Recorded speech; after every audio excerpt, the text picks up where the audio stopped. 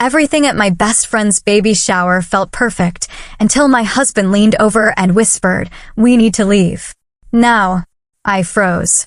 Why? What's happening? He stayed quiet until we reached the car. Then he turned to me and asked, "You really didn't notice, did you?" What he said next made my stomach sink. That day, the lavender balloons bobbed against a sky that felt utterly fake, a stark contrast to the betrayal brewing right beneath the surface. My husband knew it, I felt it, but I never imagined the secret my best friend was hiding would cost me everything, shattering 2 decades of trust with 3 devastating words. I still remember pulling into Colette's perfect suburban driveway, the crunch of gravel under our tires. Her house was draped in soft lavender and cream streamers, those beautiful balloons dancing in the gentle spring breeze. Cars lined the street, way more than I expected for the intimate celebration Colette had described. Looks like half the town showed up. Bennett, my husband, mumbled beside me, adjusting his collar. He'd been unusually quiet during the drive, his hands gripping the steering wheel a little too tight. "You know, Colette," I'd chuckled, nudging him. "She's never done anything halfway." But even as I said it, something in his expression felt off. Bennett's usually the life of the party, the one who makes friends with strangers and remembers our neighbors' pet names. Today, he looked watchful, concerned. "You feeling okay?" I asked, laying my hand on his forearm. He forced a smile that didn't quite reach his eyes. "Fine, just tired from that double shift." I let it slide. His hospital work often drained him, and I didn't want to start Colette's baby shower with an argument.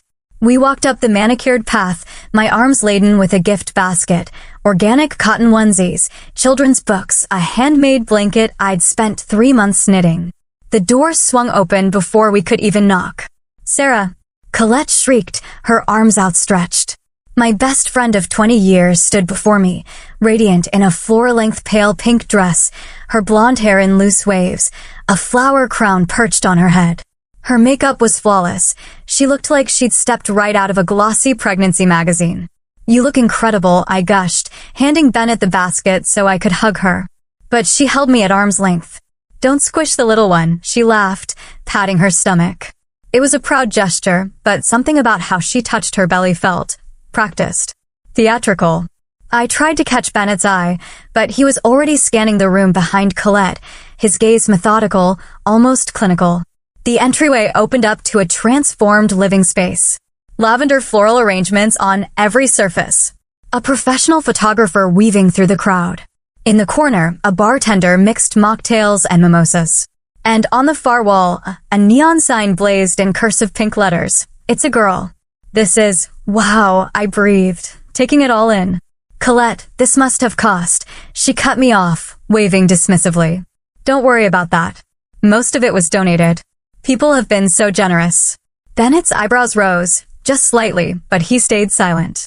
Alaric, Colette's husband of 3 years, approached with 2 glasses of champagne.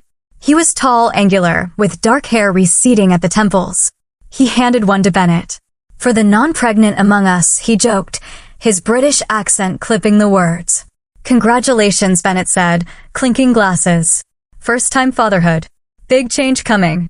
"The biggest," Alaric agreed, though his eyes darted briefly to Colette.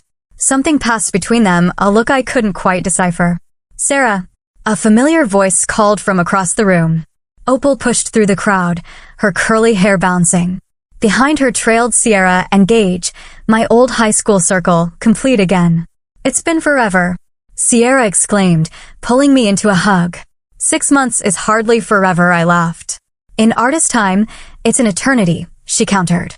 Opal, our resident therapist, stood back, observing us with her analytical gaze. "How's the counseling center treating you, Sarah?" "Busy as always," I replied. Gage, Colette's younger brother, lingered at the edge of our circle, his hands in his pockets. He'd grown into his features since high school. "Nice to see you," he said, his eyes lingering on mine a bit too long. "You too," I replied, suddenly acutely aware of Bennett watching our interaction. Colette clapped her hands. "Now that Sarah's here, I can show you all the nursery mock-up." The designer finished the renderings yesterday. She led us upstairs, chattering about organic paint and sustainably harvested timber. Bennett fell into step beside me, his fingers brushing mine. "Notice anything?" he whispered. Like what? I asked, keeping my voice low. He just shook his head. Never mind. The second bedroom had been transformed into a vision in soft pinks and creams. A crystal chandelier hung over a hand-carved crib. The walls featured a hand-painted mural of a whimsical forest. It's stunning, Sierra gasped. Absolutely, I agreed, though a question nagged at me. This level of luxury seemed totally at odds with Colette and Alaric's usual taste and budget. Alaric worked in publishing, Colette ran a small nonprofit. This room alone probably cost more than they made in 3 months. Most of it was donated by vendors who support the Maternal Health Initiative, Colette explained, as if reading my thoughts. They want to showcase their products. That's convenient, Opal remarked, her therapist's skepticism showing through. Colette's smile tightened, almost imperceptibly. It's networking, the best kind. As the others admired the custom wallpaper, I noticed Bennett standing in the doorway, his phone out. He was taking pictures of the room, zooming in on specific details. When he caught me watching, he quickly pocketed the device. Downstairs, the party was in full swing. Games, advice cards, gifts piled high on a table that seemed to groan under their weight. Through it all, Bennett remained on the periphery, watching, texting, his usual social charm nowhere to be found. During a lull, I cornered him by the drinks table. What is going on with you today? Nothing, he said, but his eyes continued to scan the room. Just tired. You keep saying that, but you're acting weird. You've barely spoken to anyone. He sighed, running a hand through his dark hair. I'm sorry. I just noticed some things that don't add up. Before I could press further, the photographer called for a group photo. We arranged ourselves around Colette, who positioned herself front and center, hands cradling her belly like it contained the most precious treasure in the world. As the photographer counted down, Bennett stepped back, his attention caught by something, or someone, across the room. His eyes narrowed. He pulled out his phone again, typing rapidly. I followed his gaze to a man near the gift table, middle-aged, salt and pepper hair, glasses. He watched Colette with an expression I couldn't quite place. Concern? Confusion? Who's that? I whispered to Sierra. She shrugged. Maybe one of Alaric's colleagues or a family friend. The photo session ended, and Colette's mother took center. Stage. Patricia Whitman was a formidable woman, her blonde hair cut in a severe bob that framed her surgically enhanced features. When Colette told me she was finally expecting, Patricia began, glass raised. I thought of all the silence we've endured. All the waiting. This baby girl is truly a blessing. After a long silence, the room erupted in applause. Beside me, Bennett stiffened. We have to go, he said abruptly, his voice low, urgent. Now what? We can't just leave in the middle of. His fingers wrapped around my wrist, firm but not painful. His eyes bore into mine with an intensity that startled me. Trust me, Sarah. We need to go. Bennett, this is my best friend's baby shower. I can't just. I'll explain in the car, he cut me off. Please. Something in his tone, not panic, but absolute certainty, made me relent. I made quick apologies to Colette, blaming a hospital emergency. She pouted, but accepted my excuse, extracting a promise for lunch soon. As we drove away, the lavender balloons still visible in the rearview mirror, I turned to Bennett. This better be good. His knuckles were white on the steering wheel. It's not good, Sarah. It's not good at all. The silence in our car felt physical, like a third passenger wedged between us. Bennett drove with mechanical precision, eyes fixed on the road ahead. Outside, spring sunshine painted everything in cheerful colors that seemed to mock the growing tension. Are you going to tell me what that was about? I finally asked, breaking the quiet. Or should I just guess? Bennett's jaw tightened. Give me a minute to figure out how to say this. Say what? That you embarrassed me in front of everyone I care about? That you pulled me out of my best friend's baby shower like we were fleeing a crime scene? He didn't respond, just flicked on his turn signal with unnecessary force as we merged onto the highway. Bennett, I tried again, softer this time. Whatever it is, just tell me. He exhaled slowly, his shoulders dropping. Not until we're halfway home. I need you focused, not distracted by traffic. You're scaring me. I'm sorry. He reached across the console to squeeze my hand. That's not my intention. We drove in silence for another 15 minutes. The suburban landscape gave way to open countryside. When we passed the midpoint marker, a rusty billboard advertising a long-closed diner, Bennett finally spoke. Colette's not pregnant. I stared at him, waiting for the punchline. When none came, I laughed. A short, incredulous sound. What are you talking about? We were just at her baby shower. I saw her belly. You saw something, he agreed, his voice clinically detached. But it wasn't a 7-month pregnancy. That's insane. I twisted in my seat to face him fully. I've known Colette since we were 6 years old. I think I'd know if she was faking a pregnancy. Would you? His eyes flicked to mine briefly before returning to the road. When was the last time you actually touched her stomach? The question landed like a slap.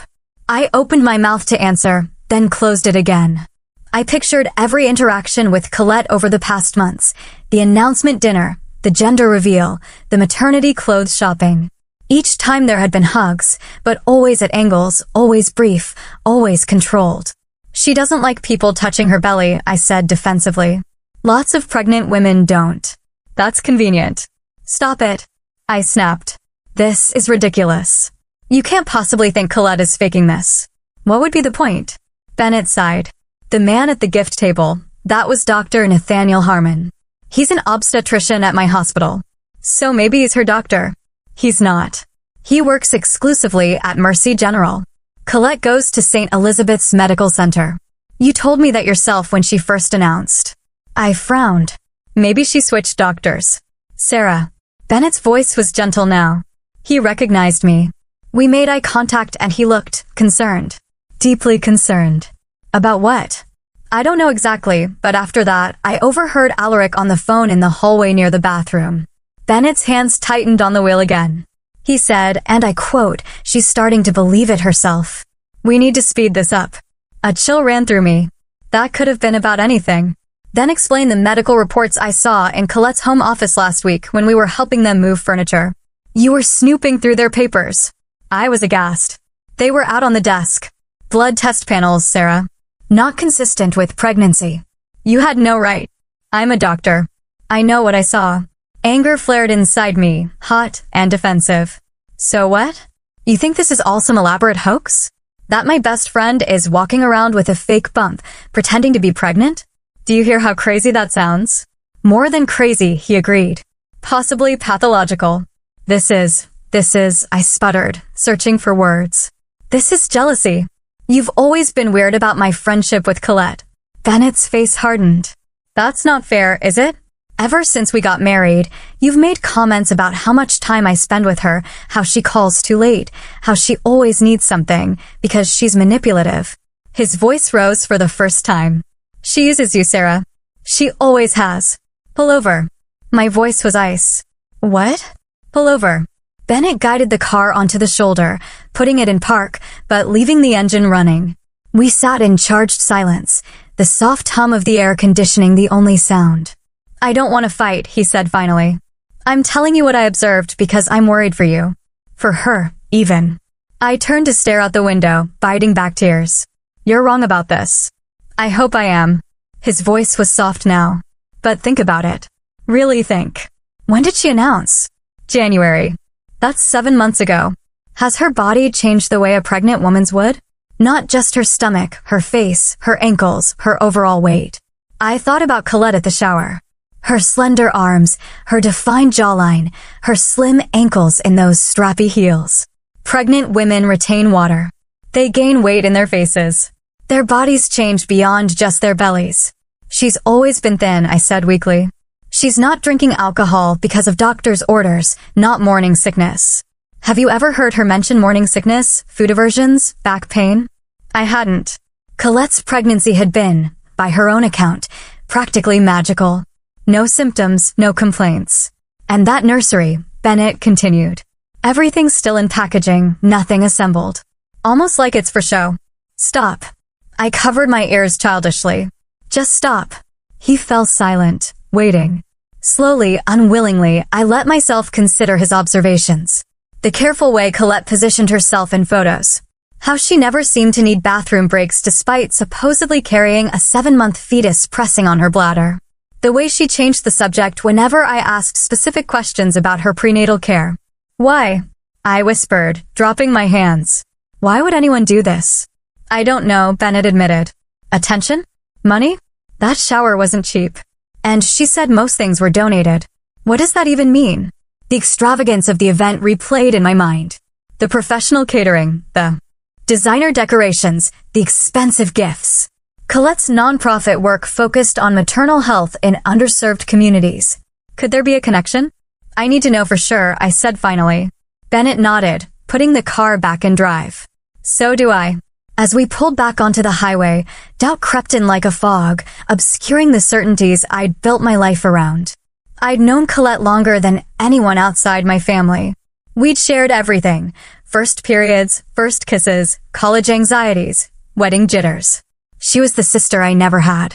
But there had always been something performative about Colette, something that needed an audience. In high school, her heartbreaks were always public, her achievements always broadcast. Even her proposal from Alaric had been elaborately staged for maximum social media impact. I keep thinking about what her mother said, Bennett mused, breaking into my thoughts. A blessing after long silence. What silence? Colette's never mentioned fertility issues. No, I agreed. She hasn't. My phone buzzed with a text. Asterisk Colette, miss you already. Lunch Tuesday? Just us girls. So much to tell you. Asterisk, I stared at the message, seeing it with new eyes. So much to tell me? What hadn't she already shared about this pregnancy? The rest of the drive passed in contemplative silence. By the time we pulled into our driveway, the sun was setting, painting the sky in shades of orange and pink. What now? I asked as Bennett cut the engine. He turned to me, his face gray in the fading light. That's up to you. She's your friend. I nodded slowly. I need to find out the truth. Whatever that is, he agreed. We'll face it together. That night, I lay awake long after Bennett's breathing had deepened into sleep. My mind replayed every interaction with Colette over the past 7 months, searching for clues I might have missed. The excitement in her voice when she called with the news. The way she declined my offer to accompany her to appointments. The vague answers about due dates and doctors' recommendations. By morning, I had made a decision. I needed to see for myself. The day after the shower dawned bright and clear. Bennett had an early shift at the hospital, leaving me alone with my tumultuous thoughts. I paced our kitchen, coffee growing cold in my mug, replaying his accusations in my mind. Could it be true? Could my best friend, the person I trusted most in the world besides my husband, be living such an elaborate lie? I picked up my phone and scrolled through recent pictures of Colette. In each one, she was radiant, hands cradling her bump, smile dazzling. But looking closer, I noticed patterns. She always wore flowing dresses or oversized tops, always stood at an angle, always kept some distance between herself and others. Before I could second-guess myself, I texted her, asterisk left my shawl at your place yesterday. Okay if I swing by to grab it, asterisk her response came almost immediately, asterisk so sorry, not home now. Doctor appointment in the city. Mird is there though. She can let you in, asterisk perfect. Colette's younger sister was less guarded, less polished. If anyone would slip up and reveal something, it would be Mird. I grabbed my purse and keys, fabricating a pale blue shawl to find. The drive to Colette's house felt longer than usual. Each mile marker a countdown to a confrontation I wasn't sure I was ready for. Colette and Alaric lived in a renovated Victorian on the edge of town, a wedding gift from her parents they'd spent years restoring. As I pulled into the driveway, I noticed Alaric's car was gone too. Just Mird's beat-up Civic sat in the carport. I knocked, my heart pounding against my ribs like it wanted to escape. Footsteps approached, and the door swung open to reveal Mird, her hair pulled into a messy bun, wearing sweatpants and one of Colette's old college t-shirts. Sarah. Her surprise seemed genuine. What are you doing here? I left my shawl yesterday, I explained, forcing a smile. Colette said you'd let me in to look for it. Oh. Mird blinked, then stepped aside. Sure, come in. It's probably in the living room with all the shower stuff. I stepped into the house, immediately struck by how different it felt from yesterday. Without the crowd and decorations, it seemed hollow, almost staged. Sorry about the mess, Mird said, gesturing to a half-eaten breakfast on the coffee table. I wasn't expecting company. No worries. I scanned the room, pretending to look for my non-existent shawl. The shower was beautiful. You all must have worked so hard. Mostly the event planner, Mird shrugged. Colette had very specific requirements. I'm sure she did. I moved toward the dining room, where a bottle of red wine sat open on the table beside a plate with half a steak. Late breakfast. Mird flushed. Alarix from last night. Steak and red wine. I raised an eyebrow. Bit heavy for Colette these days, isn't it? Oh, she didn't. Mird stopped herself, eyes widening slightly. I mean, she had something else. Pregnancy-friendly. I nodded, filing away the slip. Where is Colette today? She mentioned a doctor's appointment. Mird shifted uncomfortably. Yeah, she went to a clinic out of town. Special monitoring or something. Her voice wavered on the last words. Is everything okay with the baby? I pressed, watching her reaction carefully. Oh, everything's fine. The answer came too quickly. Just routine. That's good to hear. I wandered toward the stairs. Mind if I check upstairs for my shawl? Maybe it ended up in the nursery somehow. I'll come with you, Mird said, a little too eagerly. The nursery looked exactly as it had yesterday, pristine, untouched. Now that I was looking with new eyes, I noticed what Bennett had pointed out. None of the boxes were opened. The crib parts were still wrapped in plastic. The mattress was still in its packaging. Even the baby clothes in the dresser still had tags attached. It's like a showroom, I murmured, running my fingers along the changing table. Colette wants everything perfect before she opens anything, Mird explained. You know how she is. I thought I did, I said softly. As Mird turned to check the closet for my shawl, I noticed something behind the changing table, a small journal, wedged as if it had fallen and been forgotten. When Mird wasn't looking, I slipped it into my purse. Not here, Mird announced. Maybe downstairs in the coat closet. We returned downstairs, and I made a show of checking various spots. I should get going, I said finally. I probably left it in the car after all. I'll tell Colette you stopped by, Mird offered, walking me to the door. Please do. I paused on the threshold. Mird, is everything really okay with Colette? She seems different lately. Something flickered across the younger woman's face, faint fear. She's going through a lot, she said carefully. But she'll be fine. She always is. If she needs anything, you'll be the first to know. Mird finished, but her smile didn't reach her eyes. I was halfway to my car when I heard voices from the side of the house. Instinctively, I ducked behind a large hydrangea bush. Colette's voice, clear and sharp, carried through the open kitchen window. I don't care what he thinks. This will be over after the donation clears. My blood ran cold. Asterisk donation? What donation? Asterisk, I crept closer, trying to hear the rest of the conversation, but Colette had lowered her voice. I could make out only fragments, not backing out now and too much invested. The sound of footsteps on gravel sent me scrambling back to my car. I slid into the driver's seat just as Colette rounded the corner of the house, phone pressed to her ear, her face set in an expression I'd never seen before, calculating, cold. I started the engine and pulled away, my heart hammering. In my rearview mirror, I saw Colette watching my car, her free hand not on her belly, but hanging loosely at her side. Once safely down the street, I pulled over and called Bennett. You might be right, I said when he answered, my voice shaking. Something's definitely off. What happened? His concern was palpable, even through the phone. I went to her house, found a journal, heard her talking about a donation clearing, saying it would be over after that. Bennett was silent for a moment. Did you see any medical paperwork? Anything concrete? No, but Mird was acting weird, and there was red wine and steak on the table, and the nursery. Nothing's been opened, Bennett. It's all still in packaging. Keep the journal, he advised. We might need it as evidence. Evidence of what? I asked, suddenly afraid of the answer. What exactly do you think is happening here? Bennett's voice was grim. Best case scenario? Some kind of delusional episode. Worst case? Fraud. After we hung up, I sat in my car, staring at Colette's journal in my lap. Opening it felt like a betrayal, but not opening it felt like enabling whatever was happening. I took a deep breath and flipped to the first page. Asterisk, my dearest daughter. They are not yet in my arms. You're already in my heart. Each day I wait for you is a day closer to holding you. They don't understand. They say it's not possible, that I should accept reality. But mothers know. Mothers always know. Your room is ready. Your family is waiting. All we need now is you. With eternal love, your mother, Asterisk the entry was dated 3 years ago. 3 years. I flipped through more pages. Each one a letter to this phantom daughter. Some were hopeful, some angry, some desperate. The most recent, dated just 2 weeks ago, sent chills down my spine. Asterisk my miracle girl, they've all finally accepted your coming. The donations are flowing in. Soon we'll have everything we need to bring you home properly. Just a little longer now and no one will be able to take you away from me again. Forever yours, Mommy. Asterisk what had happened 3 years ago. Colette and Alaric had only been married for a few months then. Had there been a pregnancy no one knew about? A loss? My phone buzzed with a text from Colette. Asterisk saw you driving away. Did you find your shawl? Asterisk I froze, unsure how to respond.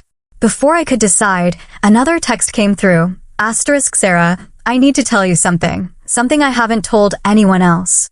Can we meet tomorrow? Somewhere private. I've been keeping a secret for too long, and you're the only one I trust with the truth. Asterisk, I stared at the screen, a mixture of dread and vindication washing over me.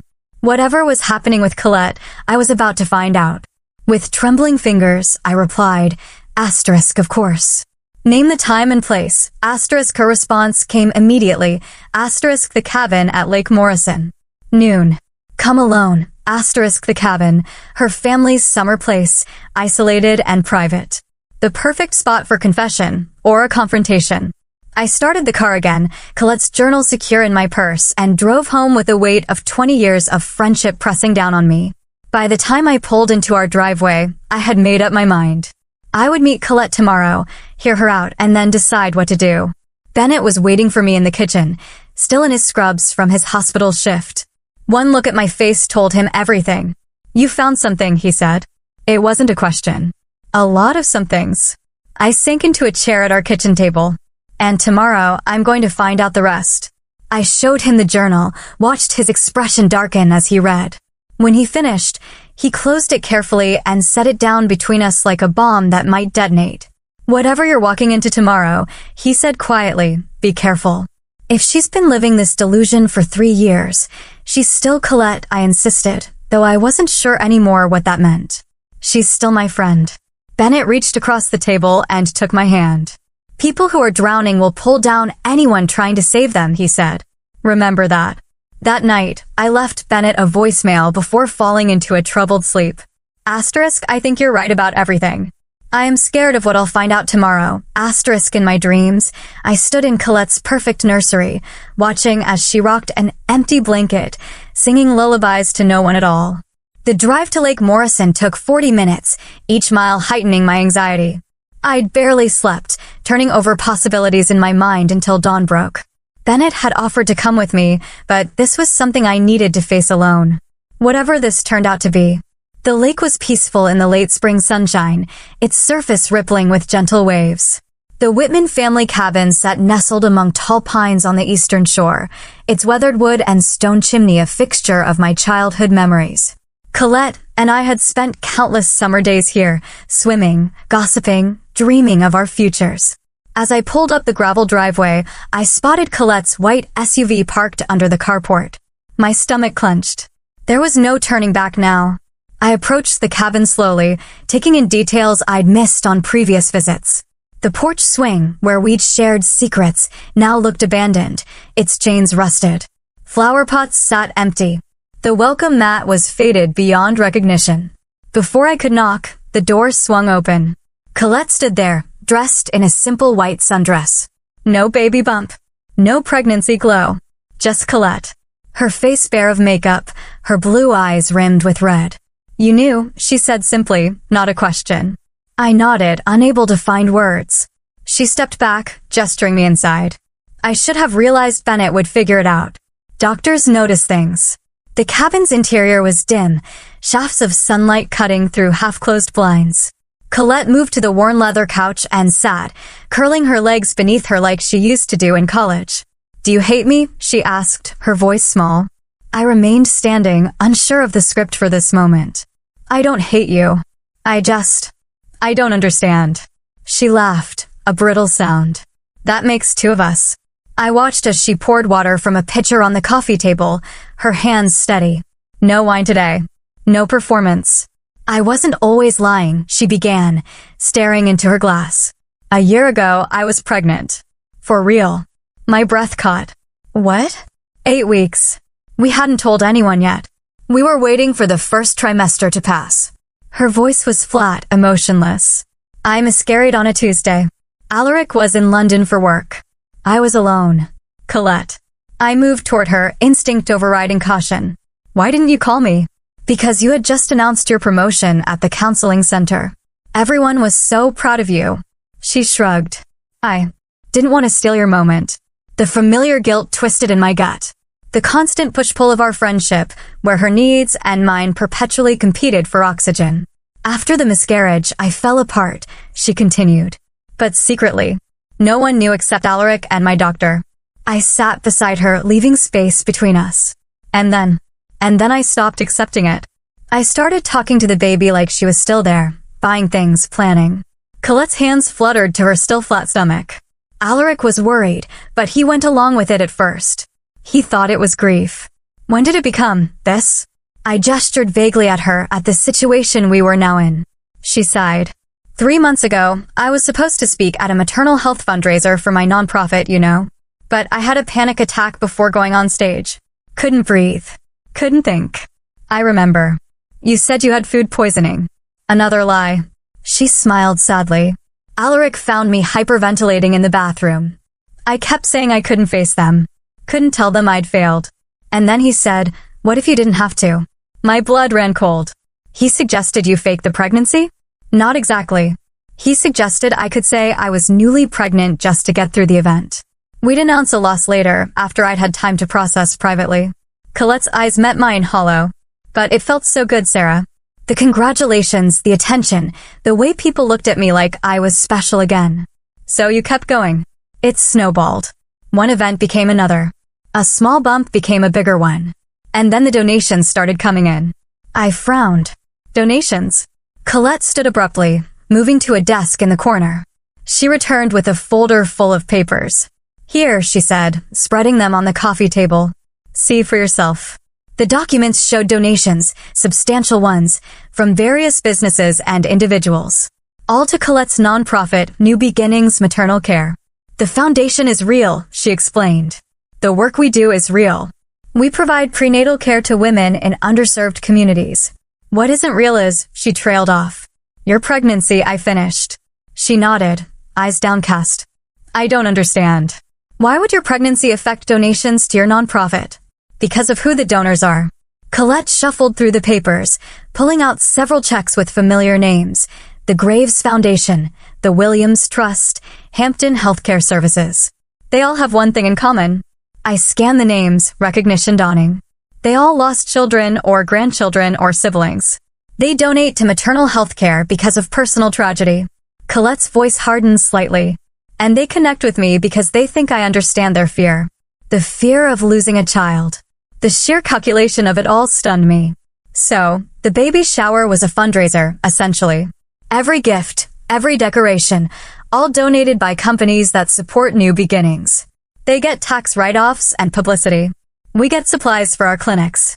My mind raced to process this information. It was manipulative, certainly deceptive, absolutely, but criminal? I wasn't sure. Colette, this is... My phone buzzed in my pocket. A text from Bennett. Asterisk the obstetrician just emailed me. He says he filed a fraud report. Asterisk my heart sank. I looked up at Colette, who was watching me intently. Bad news? She asked. I hesitated, then turned my phone screen toward her. She read the message, her face draining of color. Who else knows? I asked quietly. Just Alaric and Meard. She figured it out last month. Colette's composure cracked. Sarah, I can't go to jail. The foundation will collapse. All those women we help, they'll have nothing. You should have thought of that before you started this performance. I know. Tears spilled down her cheeks. I know it was wrong, but I'll make it right. Once the final donation from Graves clears, it's for a new ultrasound machine for a mobile unit. I'll announce that I lost the baby. There will be sympathy, not suspicion. No one will question it. The coldness of her planning chilled me. This wasn't grief or delusion speaking. This was calculation. And what about all the people who care about you, who've been worried about you, shopping for you, planning for you? What about their feelings? They'll recover, she said dismissively. People always do. I'm not sure I will, I admitted. Something shifted in Colette's expression. A flash of the girl I'd grown up with. Vulnerable and real. I need you, Sarah. You're the only person who won't abandon me over this. The weight of 20 years of friendship pressed down on me. The sleepovers, the graduations, the weddings, the secrets shared and promises made. The times she'd been there for me, and the times she hadn't. I'll think about it, I said finally, gathering my purse. But Colette, this has to stop. Today. She nodded, desperation in her eyes. Anything you want, just don't tell anyone else, please. As I drove away, the cabin growing smaller in my rearview mirror, I felt hollow. The Colette I thought I knew had disappeared, replaced by someone I barely recognized. On the highway, my phone rang through the car speakers. Bennett, you were right, I said before he could speak. About everything. Are you okay? His concern warmed the chill that had settled in my chest. No, I admitted. I'm really not. Come home, he said softly. We'll figure this out together. But as I drove, a nagging question persisted. Something about the donation from Graves that Colette had mentioned. The name was familiar beyond just seeing it on the donor list. I took the next exit and pulled into a coffee shop parking lot, searching my phone contacts. There it was, Penelope Graves, the stern widow I'd met at a charity gala last year. She'd taken an interest in my counseling work with grieving parents. Before I could second-guess myself, I dialed her number. Mrs. Graves, this is Sarah Walker.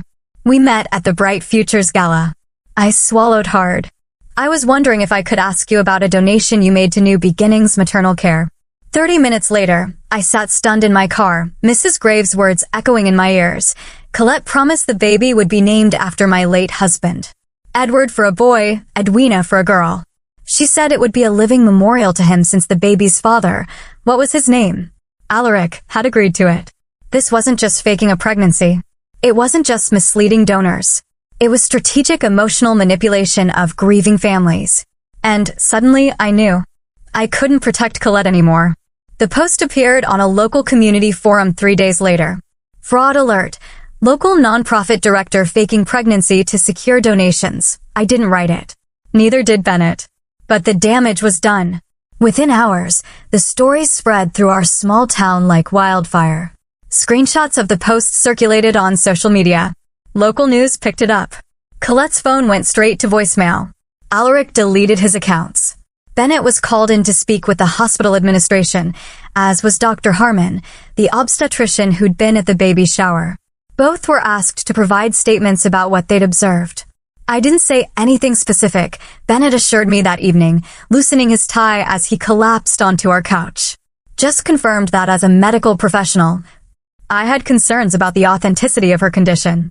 This is a nightmare, I murmured, scrolling through the endless comments online. People we'd known for years were expressing shock, disgust, anger. Some defended Colette, suggesting mental illness. Others called for criminal charges. How did this get out? Bennett asked. You didn't tell anyone but me, right? And Mrs. Graves, I admitted. But she wouldn't have posted this. She was horrified, embarrassed. Someone else at the shower must have had suspicions. Or maybe it was mirrored. Whoever it was, the result was the same. Colette's carefully constructed world was imploding, and I was watching it happen from a distance. The letter arrived the next day, hand-delivered to our mailbox. I recognized Colette's elegant handwriting immediately. Asterisk Sarah, I know what you did. I trusted you with my truth, and you betrayed me, just like everyone else eventually does. Don't bother denying it. You were always jealous of my life, my marriage, my success. You pretend to be supportive, but deep down, you've been waiting for me to fail. Well, congratulations. You've destroyed everything I built. I hope you're satisfied. Colette, asterisk no apology. No acknowledgement of her deception. Just blame, shifted squarely onto my shoulders. I crumpled the letter, a memory surfacing from our junior year of high school. Colette fainting dramatically in the cafeteria after her boyfriend broke up with her. The ensuing chaos, the ambulance called, the week of concerned attention that followed, and later her confession to me. I just needed everyone to see how much he hurt me. I'd excused it then. I'd excused so many things over the years. The borrowed clothes never returned. The boyfriends she'd flirted with. The plans canceled when better options came along. Always with that same charming smile that made it impossible to stay angry. The doorbell rang, startling me from my thoughts. Sierra stood on our porch, her artistic bohemian style replaced by jeans and a simple t-shirt. She looked exhausted. "Can I come in?" she asked, her voice small. I nodded, leading her to the kitchen where I poured us both coffee. "I feel like such an idiot," she said after a long silence. I lent her $3,000. My head snapped up. "What?" Sierra nodded, shame coloring her cheeks. "For the nursery." She said it was temporary, that a big design commission was coming through, but she needed to pay the contractor right away to secure the slot. "Oh, Sierra, I know. But she's always paid me back before, and she was so excited about making everything perfect for the baby." Sierra's eyes filled with tears. "There is no baby, is there?" "No," I confirmed gently.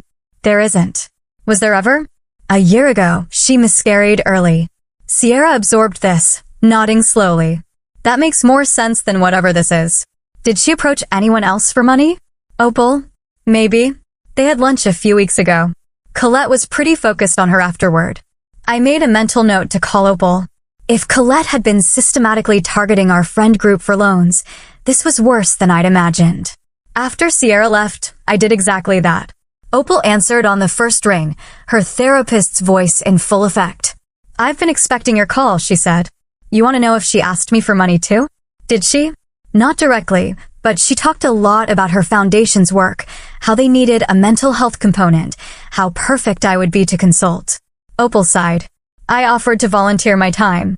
She seemed disappointed. "You saw through it. Professional hazard. I notice when someone's performing rather than being." Opal paused. "In my professional opinion, Sarah, Colette shows traits consistent with Munchausen by proxy, except the proxy is her own identity as a mother.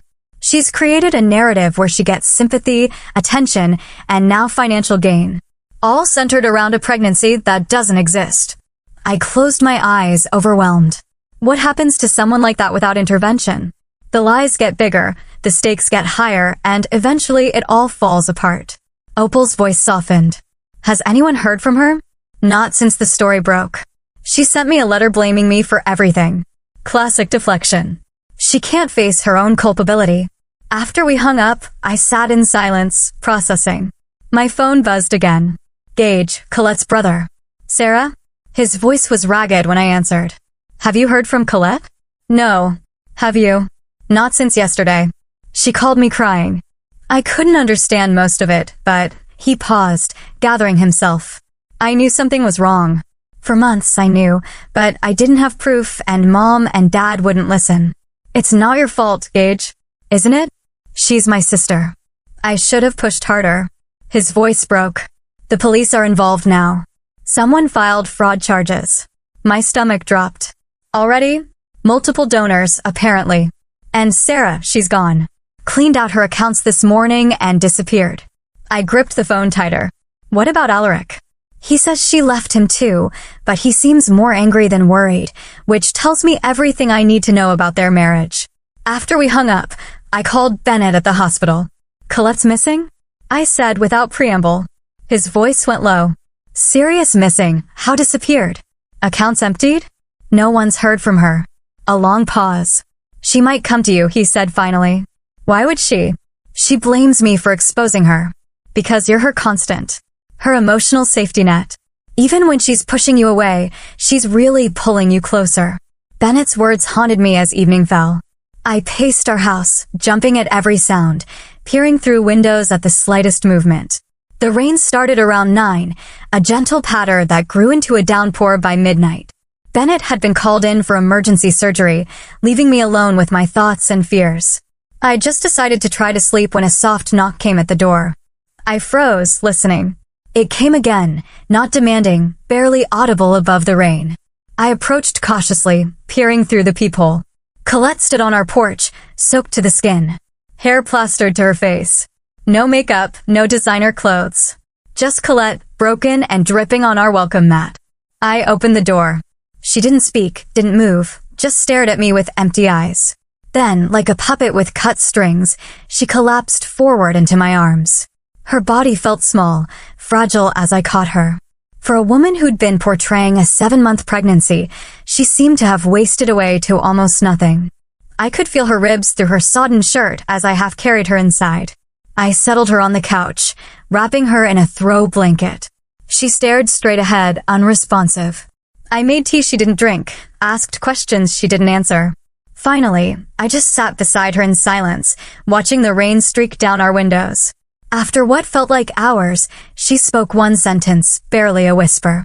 "Tell me what to do. I'll do it." I looked at her, this stranger wearing my best friend's face, and felt nothing but exhaustion. Bennett found us like that when he returned home at dawn. Colette curled into a ball on our couch, me sitting vigil in the armchair across from her. One look at his face told me he'd heard the news. "They've issued a warrant," he said, quietly, leading me into the kitchen. "Fraud. Multiple counts. The Graves Foundation is pressing charges." I glanced back at Colette's sleeping form. She has nothing left. No money, no home, no reputation. That's not our problem. Bennett's voice was firm, but not unkind. "Sarah, she manipulated grieving families. She took advantage of people's pain. She stole money under false pretenses. I know. She needs to face consequences. And professional help. I know that, too." Bennett sighed, running a hand through his hair. "She can't stay here. I want her out by noon." I nodded, unable to argue. He was right. Harboring Colette now would make us complicit in whatever came next. After he left for his shift, I made coffee and toast, setting a plate in front of Colette, who had finally stirred. "Bennett wants you gone by noon," I said, not bothering to soften the blow. She nodded, picking at the toast without eating it. "Where will I go?" "You could turn yourself in. Start taking responsibility." A bitter laugh escaped her. "They'll put me in jail." "Maybe. Maybe not. But running will only make it worse." She looked up at me, a spark of the old Colette in her eyes. "A documentary producer called me yesterday. Wants to interview us both. Deception and mental illness in the social media age. Offered good money." "You can't be serious." "Why not? At least I'd control the narrative." I stared at her, incredulous. Even now, she was thinking about the performance, the audience, the attention. "Colette, this isn't a PR problem. It's not something you can spin or repackage. You lied to everyone who loves you. You exploited people's grief for money. For the foundation," she corrected automatically. "The money went to the foundation, which you controlled, which enhanced your reputation, which gave you access to powerful people." I leaned forward, forcing her to meet my eyes. "Stop lying to yourself if no one else." Something cracked in her expression. "What do you want from me, Sarah? Tears? Confession? Self-flagellation? Will that make you feel better about abandoning me when I need you most? This isn't about me. It's always been about you." Her voice rose, color flooding her pale cheeks. Perfect Sarah, with her perfect husband and perfect career and perfect moral compass. Never a mistake, never a misstep. Do you have any idea what it's like to stand in your shadow year after year? "I've made plenty of mistakes," I said quietly, "including letting this friendship become so unbalanced that you think you can manipulate me the way you do everyone else." "I never manipulated you. Didn't you?" The late-night crisis calls, the emergencies that always seemed to happen when I had something important going on, the constant need for reassurance and validation. She flinched as if I'd struck her. "That's what friends do. They show up for each other. Friends, not emotional vampires." We stared at each other across the kitchen table, 20 years of friendship stretching between us like a chasm. "I think there's something wrong with me," she whispered finally. "I can't tell where the line is anymore between what's real and what's performance." "I know," I said, softening despite myself. "That's why you need help, Colette. Real help." She was silent for a long moment. Then, I just wanted to be special again. Before I could respond, a sharp knock came at the door. Through the window, I could see a police cruiser in our driveway. Colette's eyes widened in panic. She bolted from her chair, heading for the back door. I caught her arm. "Don't," I pleaded. "It will only be worse if you run. Let me go." She twisted in my grip, desperate. "Sarah, please. I can't go to jail. I can't." In that moment, I had to choose. The friend I'd known forever or the truth I couldn't ignore. The loyalty that had defined most of my life, or the moral clarity that had emerged from its ashes. "I'll speak for you," I said finally, releasing her arm. "I'll tell them you came here voluntarily, that you're cooperative. It might help." She sagged against the wall, defeated. "You really think I'm a monster, don't you?" "No," I shook my head. "I think you're lost. And I can't find you anymore." The next hours passed in a blur. Statements given. Charges read. Colette, hollow-eyed, being led to a police car. My promise to testify about what I knew, a partial account that omitted certain details that would have made things worse for her. A half-truth for a half-life. Weeks turned to months. Colette accepted a plea deal, probation, restitution, community service, and mandatory psychiatric treatment. The foundation was dissolved, its remaining assets transferred to legitimate maternal health organizations. I testified as promised, walking the line between honesty and mercy. I described the miscarriage, the grief that had spiraled into delusion, the genuine work the foundation had done despite its fraudulent fundraising. I didn't mention the calculated way she'd targeted specific donors, or the journal entries that suggested the deception had been planned rather than impulsive. Some would call it perjury by omission. I called it the last act of friendship I could offer. 6 months after the baby shower that had started it all, a letter arrived from the psychiatric facility where Colette was receiving inpatient care. Asterisk Sarah, they tell me writing this is part of my recovery. Acknowledging the harm I've caused, accepting responsibility, expressing genuine remorse rather than performative apology. I'm not sure I know the difference yet. I'm not sure I know who I am when no one is watching. But I do know this, you saved me from myself. Not the way a friend would, looking away, making excuses. The way a sister would, with hard truth and harder love. I don't expect forgiveness. I don't even expect a response. But I needed you to know that in the wreckage of everything I destroyed, there is one thing I finally understand.